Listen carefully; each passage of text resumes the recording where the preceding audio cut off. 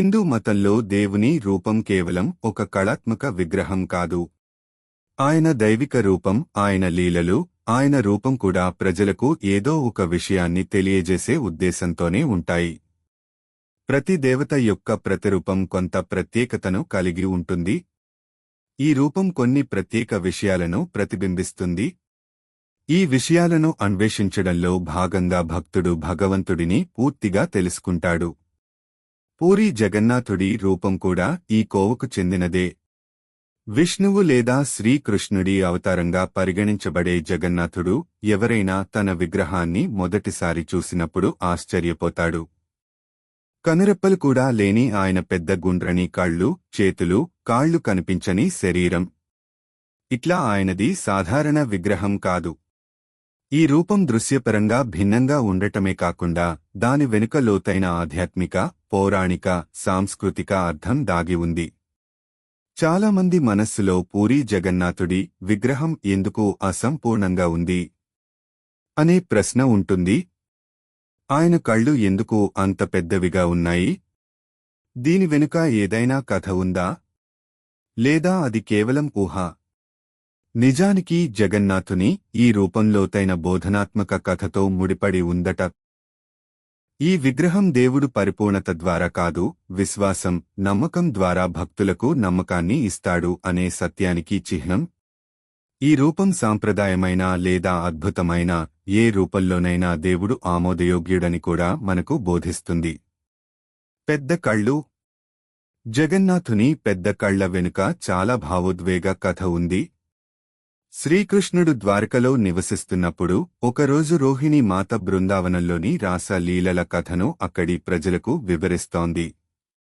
శ్రీకృష్ణుడు, బలరాముడు, సుభద్ర తలుపు బయట నిలబడి ఆ కథను నిశ్శబ్దంగా వింటున్నారు.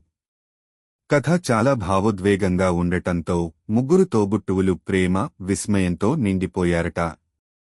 వారి కళ్ళు ఆశ్చర్యంతో విశాలమయ్యాయి. అదే సమయంలో నారద ముని అక్కడికి వచ్చి ఆయనను ఈ రూపంలో చూసిన తర్వాత చాలా భావోద్వేగానికి గురయ్యారట. ఈ దివ్య రూపాన్ని భక్తులు ఎల్లప్పుడూ చూడాలని ఆయన ప్రార్థించారట. నారద ముని ప్రార్థనను అంగీకరించి భగవంతుడు ఈ రూపాన్ని శాశ్వతం చేశాడు. అప్పటి నుండి జగన్నాథుడు, బలభద్రుడు, సుభద్ర విగ్రహాలు ఒకే రూపంలో పెద్ద గుండ్రని కళ్ళు, సరళమైన, విస్తరించని శరీరంతో తయారు చేయబడుతున్నాయని అంటారు. ఈ రూపం ఒక కథ యొక్క ప్రతిబింబం మాత్రమే కాదు, భక్తుల ప్రేమ, భగవంతుని భావోద్వేగ సున్నితత్వానికి చిహ్నంగా కూడా మారింది. భక్తి నుండి పుట్టిన దివ్య నేత్ర రూపం. మరొక పురాణం ప్రకారం ఇంద్రద్యుమ్నుడి రాజ్యంలో జగన్నాథుడు కనిపించినప్పుడు అక్కడి ప్రజలు ఆయన రూపాన్ని చూసి ఆశ్చర్యపోయారట. వారి కళ్ళు భక్తితో, విస్మయంతో చాలా పెద్దవి అయ్యాయి. వారి భక్తికి గౌరవంగా ప్రభువు కూడా అదే విధంగా తన కళ్లను పెద్దవి చేశాడు.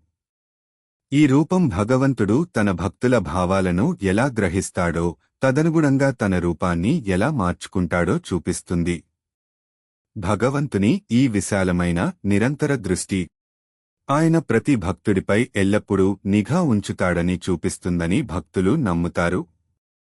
కొన్ని నమ్మకాల ప్రకారం శిల్పులు ఉద్దేశపూర్వకంగా ఆయన రూపాన్ని చూసినప్పుడు భక్తి కలుగుతుందని భగవంతుని కళ్లను పెద్దవిగా చేశారని అంటారు. ఆయన చూపు కంటి వ్యాధులతో బాధపడుతున్న వారికి ఆశీర్వాదం, స్వస్థతకు చిహ్నం అని కూడా నమ్ముతారు. అందువలన జగన్నాథుని కళ్ళు కేవలం శరీర భాగం కాదు, ప్రేమ, భక్తి, అద్భుతానికి చిహ్నం. జగన్నాథుడు, సుభద్ర, బలరాముడి విగ్రహాలకు చేతులు, కాళ్లు ఎందుకు లేవు? ఒకసారి ఇంద్రద్యుమ్నుడు జగన్నాథుడు, సుభద్ర, బలరాముడి విగ్రహాలను తయారు చేయాలని నిర్ణయించుకున్నాడు.